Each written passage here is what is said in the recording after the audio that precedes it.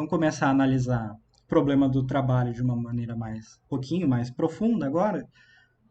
E aí eu vou falar só de uma coisa envolvendo movimento de rotação, tá? Mas lembrem, não é um movimento de um objeto extenso em torno do próprio eixo, e sim de uma partícula em torno de algum eixo central.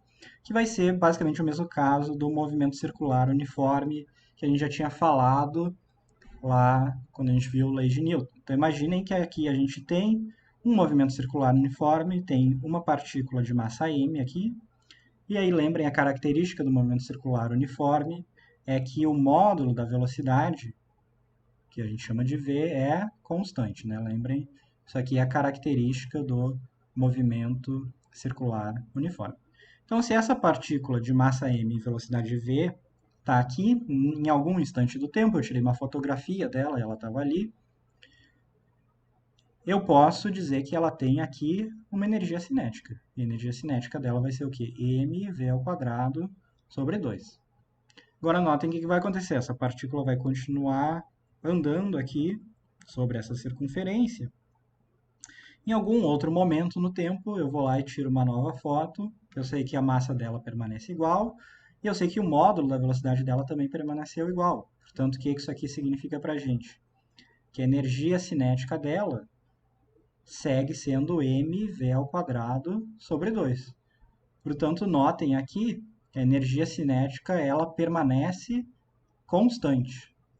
E aí o que eu quero chamar a atenção de vocês é que a energia cinética permanece constante nessa situação, sendo que a gente tem aceleração, a gente tem força resultante, porque lembrem, o movimento circular uniforme é um movimento acelerado e a força resultante é a força centrípeta, e a gente tem movimento. Essa partícula não está parada, então a gente tem deslocamento também.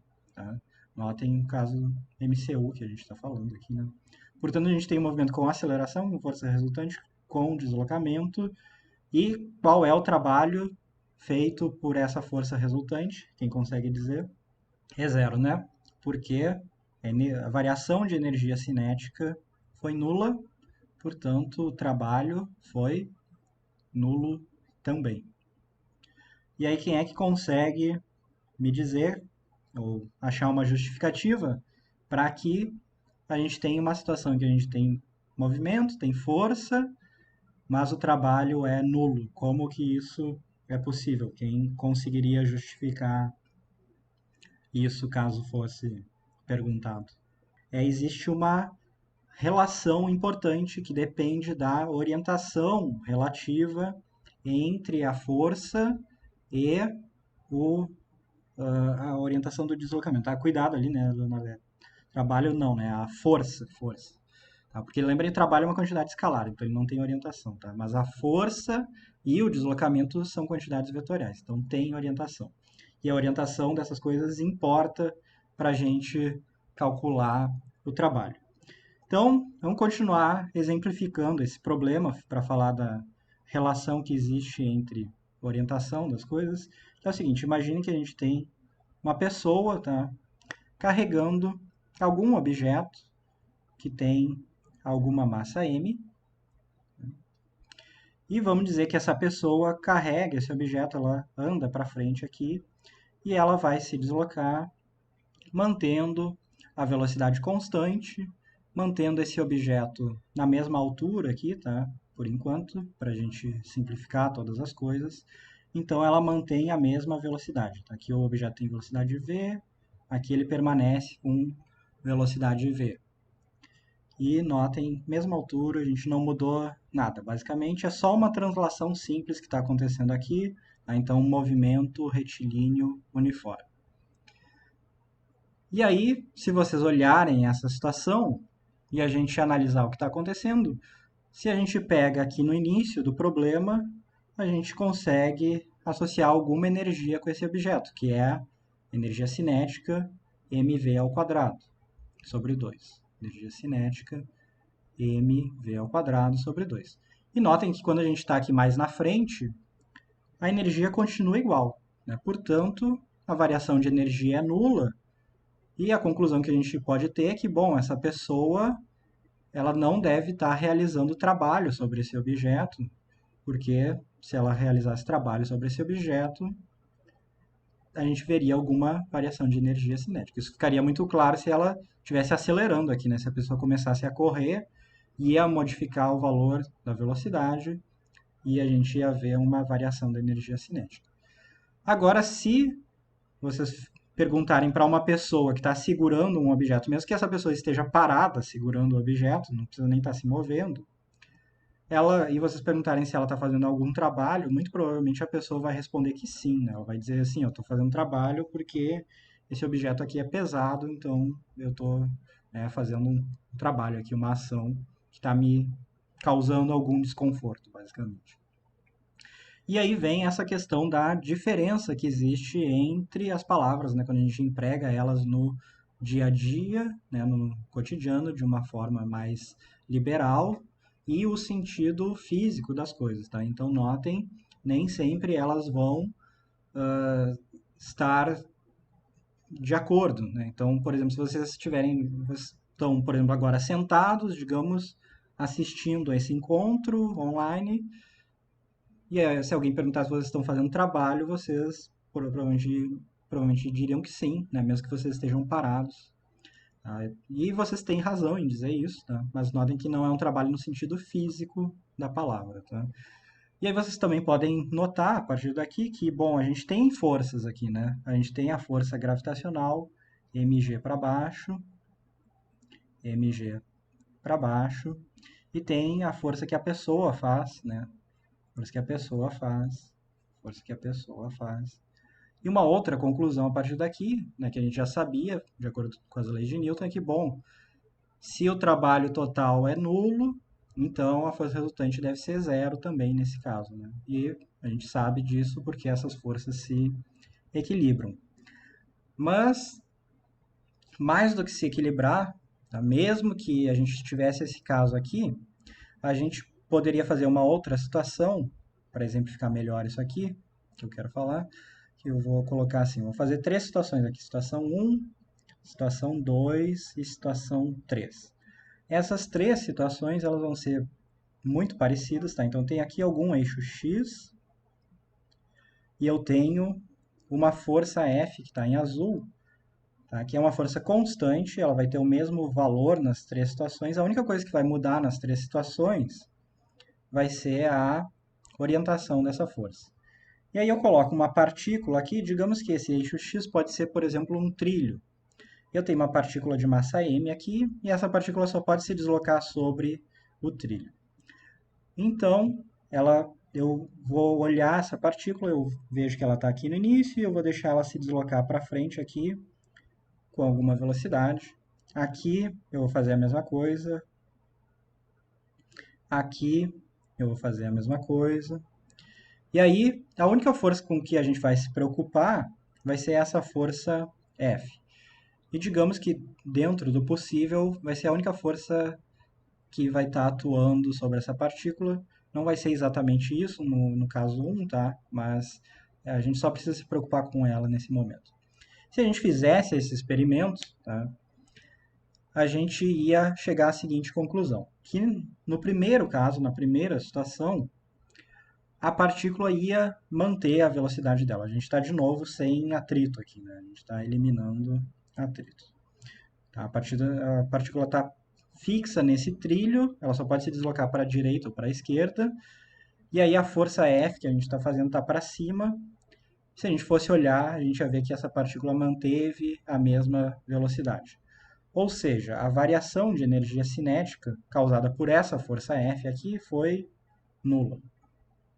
Na situação 2, se a gente fosse olhar isso, a gente ia notar que essa força acabou sendo a força resultante. Portanto, ela acelerou a partícula para frente e a partícula ganhou velocidade. Portanto, a gente vai ter aqui uma variação positiva da energia cinética.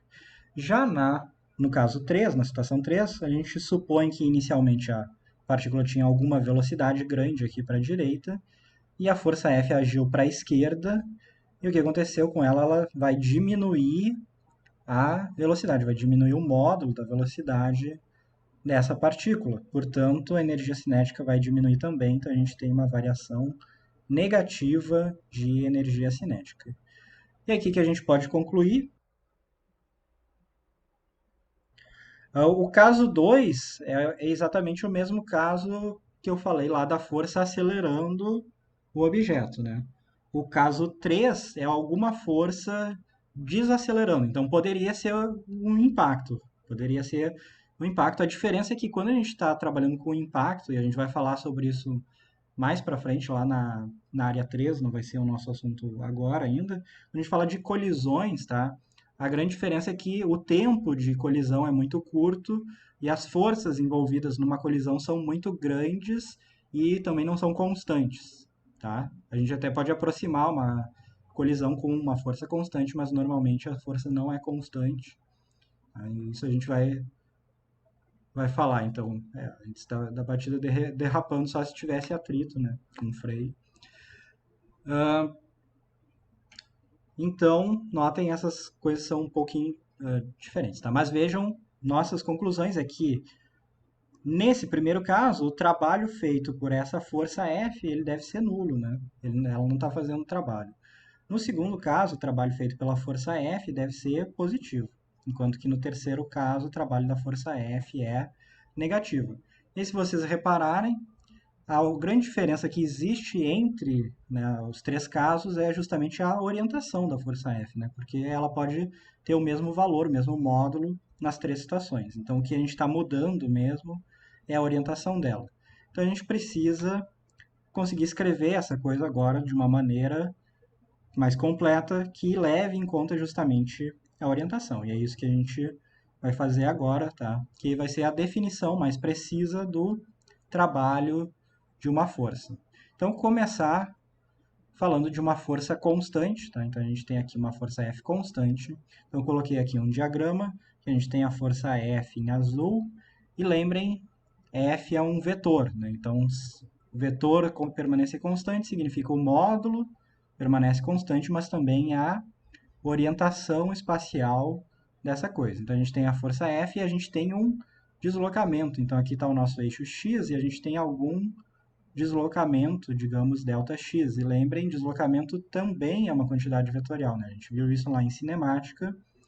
Posição, deslocamento, velocidade, aceleração, tudo são coisas, quantidades vetoriais. E aí, como que a gente escreve, então, o trabalho de uma força? Né, o trabalho feito por uma força F constante, nesse caso, em um deslocamento ΔX, é através do produto escalar de F com ΔX.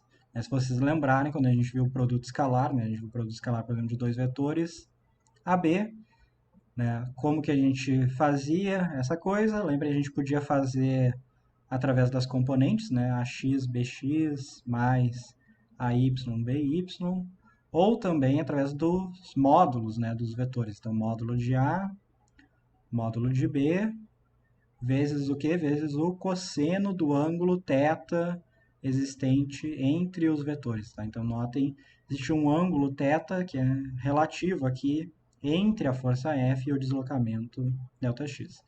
E aí eu trabalho para uma força F constante, né? Notem, é constante a força F.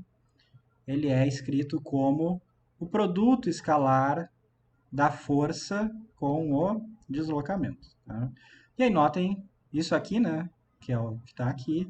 A gente também pode escrever simplesmente como o módulo da força F, vezes o módulo do deslocamento, vezes o cosseno do ângulo θ entre a força e o deslocamento. Notem, não vou cansar de frisar, isso é muito importante. Força constante a gente está falando aqui, tá? Essa equação aqui que a gente colocou é só para força constante. Porque aí a gente sabe que durante o deslocamento todo aqui o ângulo vai permanecer o mesmo, né? Então, o que a gente pode analisar? A gente sabe que existem propriedades do cosseno do ângulo, né? Que é o que entra aqui na equação do produto escalar. Então, se vocês forem lembrar, o cosseno do ângulo zero, ele é 1. Cosseno do ângulo 90 graus, que também é π sobre 2, lembrem, radianos, né? É igual a zero. E o cosseno de 180 graus, que é o ângulo π também, né, é menos 1. E aí notem, se a gente for olhar nesse quadro anterior, o que a gente tinha aqui era justamente essas três situações, né? Aqui eu tenho uma força F que é perpendicular ao deslocamento, né? Porque o deslocamento ΔX ele está sempre aqui, né?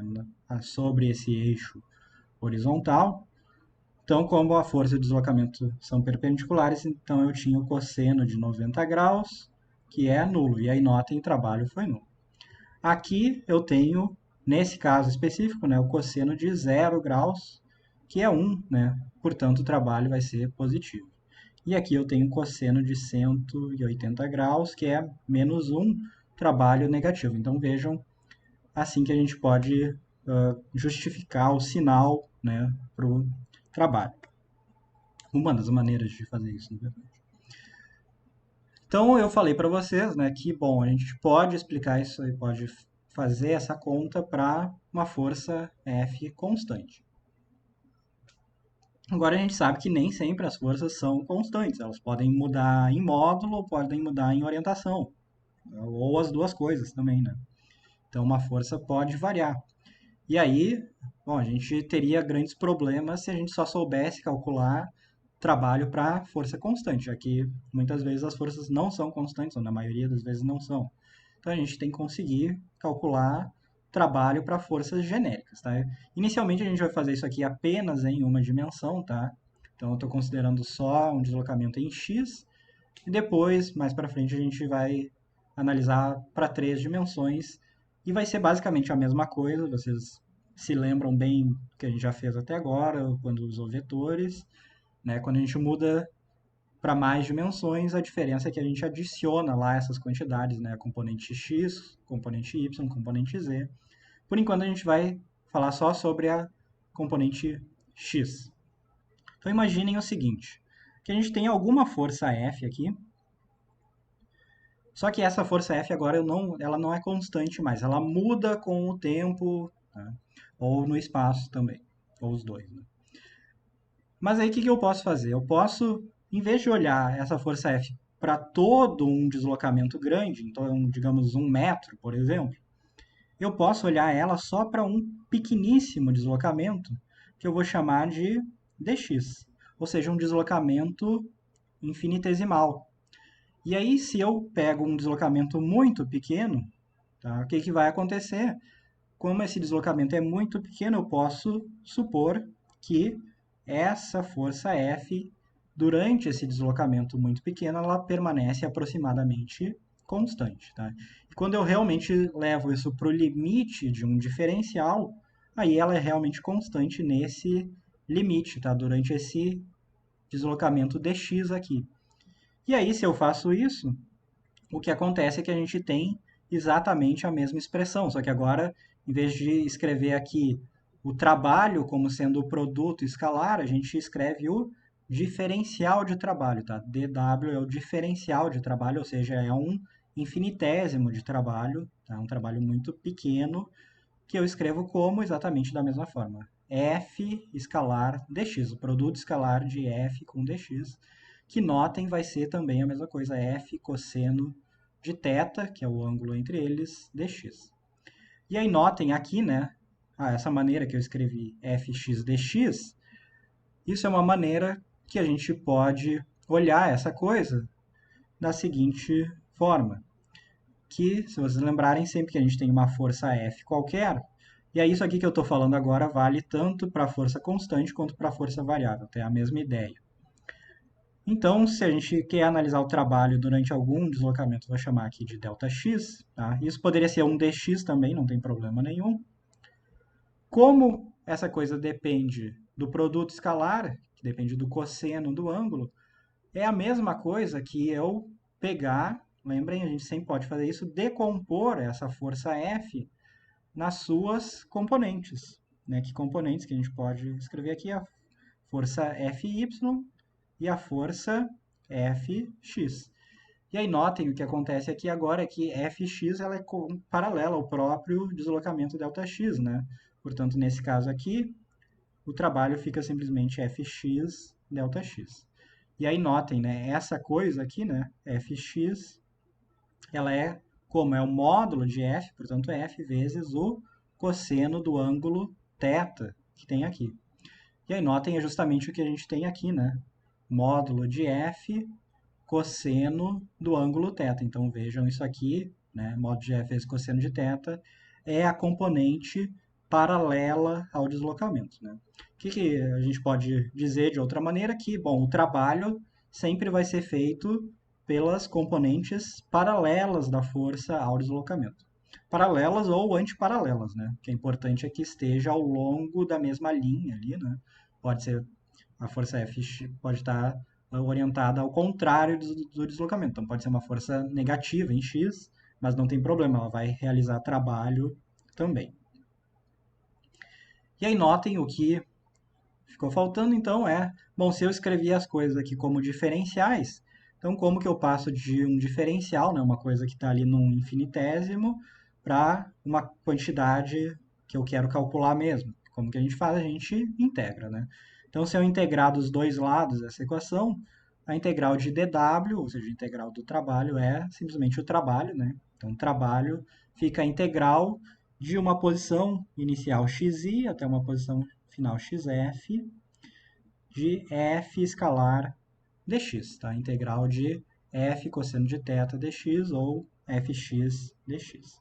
Da posição inicial até a posição final. E aí, notem uma coisa importante, né? Sempre que a gente tiver uma integral para resolver, né, de uma força que não é constante, o que a gente vai precisar para poder fazer essa integral? A gente vai precisar da expressão matemática para essa força, né? O que a gente vai botar aqui dentro da integral, ou seja, a lei de força que descreve essa força F aí. Então vamos começar a ver alguns casos. Aí a gente vai começar pelo caso que é importante, mas também que é bem simples, né, da força gravitacional. Bom, por que é importante? Porque a gente lida com ela todo dia. E por que é simples? Porque a gente sabe que a força gravitacional na vizinhança da superfície da Terra é uma força constante, né? Como que é a força gravitacional? Lembrem o módulo mg orientado para baixo, né? Que a gente também pode escrever vetorialmente, né? Força gravitacional menos mg j, vamos colocar nosso sistema de eixos aqui, y orientado para cima, positivo para cima, né? X positivo para a direita. Então vamos analisar, usando essa mesma orientação aqui, três casos diferentes, tá? Então, caso 1, caso 2, caso 3. Qual que vai ser a diferença nesses três casos, tá? Então eu vou ter uma partícula que tem alguma massa m, e vamos analisar a força gravitacional, né? Força gravitacional vai estar sempre orientada para baixo aqui, né? mg orientada para baixo. E aí imaginem que essa partícula de massa m, ela sofre algum deslocamento. E esse deslocamento vai ser todo ele horizontal aqui, ΔX. Tá? E aí, se eu estou interessado em calcular o trabalho feito por essa força gravitacional, nesse deslocamento aqui, quanto que eu vou encontrar, né, qual que vai ser o valor do trabalho feito pela força gravitacional nesse deslocamento, quem consegue dizer, é zero, né?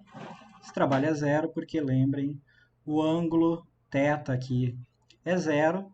Se a gente quisesse, poderia ter feito essa conta, inclusive, de uma maneira vetorial, né? A gente poderia ter colocado aqui o deslocamento como sendo ΔXi, porque ele está todo em I, e aí o nosso trabalho gravitacional seria o produto, né, mgj menos mgj aqui, escalar ΔXi. Mas aí lembrem, né, j escalar i é igual a zero, né, então isso aqui é zero. Então vejam que a gente pode calcular tanto através aqui do cosseno de 90, que é zero, como usando a definição aqui do produto escalar, né, produto escalar entre vetores perpendiculares é nulo. Mesma coisa, na verdade. Né? Essas duas coisas são a mesma. Vamos ver outra situação agora. Então, outra situação que a gente tem é a partícula Imaginem agora que a gente lançou um objeto, uma pedrinha, uma moeda para cima. Então, esse objeto tem inicialmente aqui alguma velocidade v para cima e ele vai subir. Ou seja, ele vai fazer agora o que eu vou chamar aqui de um ΔY. Tá? Um movimento ΔY, que eu inclusive poderia dizer ΔYJ, né? Positivo para cima. E a força gravitacional, obviamente, ela, lembrem, sempre aponta para baixo. Então, ela continua aqui, mg para baixo. E aí eu quero calcular de novo, né, qual é o trabalho feito pela força gravitacional nessa situação. Então, como que eu posso fazer isso? Então, o trabalho feito pela força gravitacional, exato, vai ser cosseno de 180 agora. Né? Então, o nosso ângulo aqui é θ igual a 180 graus. Então, quando a gente for calcular isso, vai ser o quê? Módulo do vetor força, né? Então, mg, módulo do deslocamento, ΔY. Estou botando o módulo aqui, apesar de que esse ΔY é positivo, porque ele está para cima, eu estou botando o módulo só para ficar bem claro que é o módulo, né?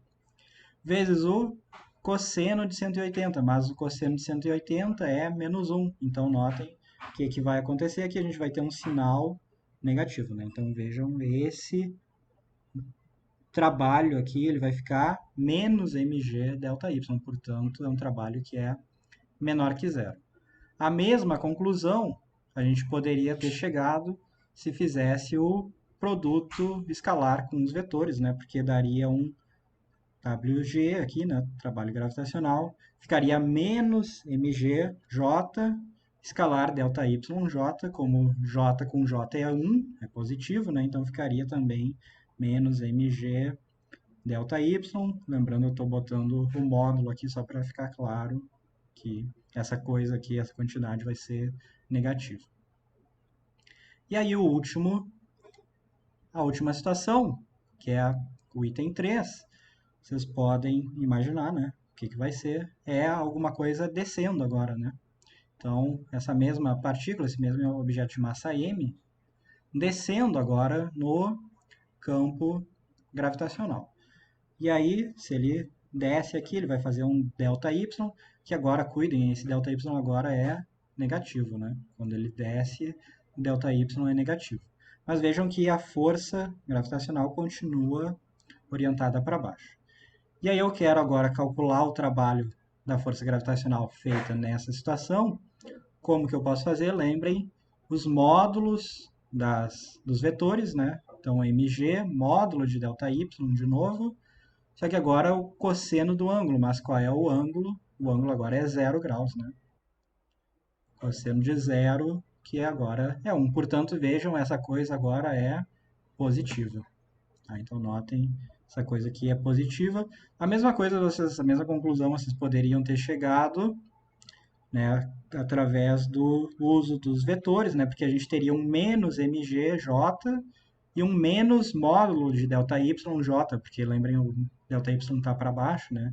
Então teria um menos com menos, daria mais, tá? Então, a mesma coisa, mg ΔY apareceria aqui. E aí o que eu quero chamar a atenção para vocês é uma coisa importante, que notem o seguinte: se o objeto se desloca horizontalmente aqui, ou seja, de maneira perpendicular à força gravitacional, o trabalho realizado pela força gravitacional é nulo, ou seja, ele não tem mudança de energia cinética. Pelo menos não por causa da força gravitacional.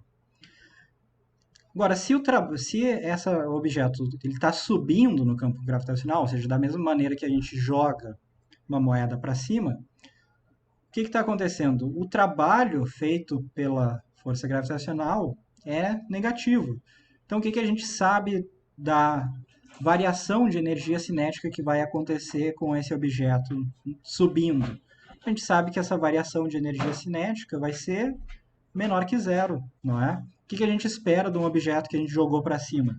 Que ele vá perdendo velocidade. Né? Ele acelera para baixo, então ele vai perdendo velocidade. E aí vejam, isso aqui é a mesma coisa que a gente já tinha visto antes, né, quando a gente viu a lei de Newton, só que olhando de um ponto de vista da energia agora. Né? O que está acontecendo? A gente tem a energia sendo reduzida através de um trabalho que é negativo. Já na situação 3, o que acontece? A gente tem essa coisa descendo. Quando ela está descendo, o que a gente espera que aconteça com o módulo da velocidade? Que ele aumente, né? Portanto, o que vai acontecer com a energia cinética aqui? Ela vai variar positivamente, ou seja, esse objeto vai acelerar.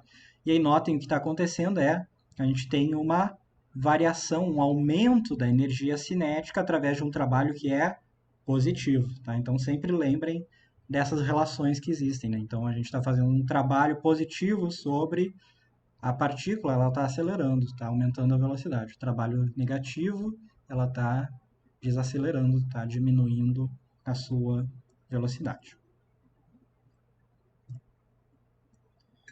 Em termos de força gravitacional, é isso, tá? A força gravitacional ela é constante, então ela é bem simples da gente analisar, não tem muito mais o que falar aqui. Depois a gente vai retomar essa ideia de trabalho e força gravitacional quando a gente falar da energia potencial na semana que vem.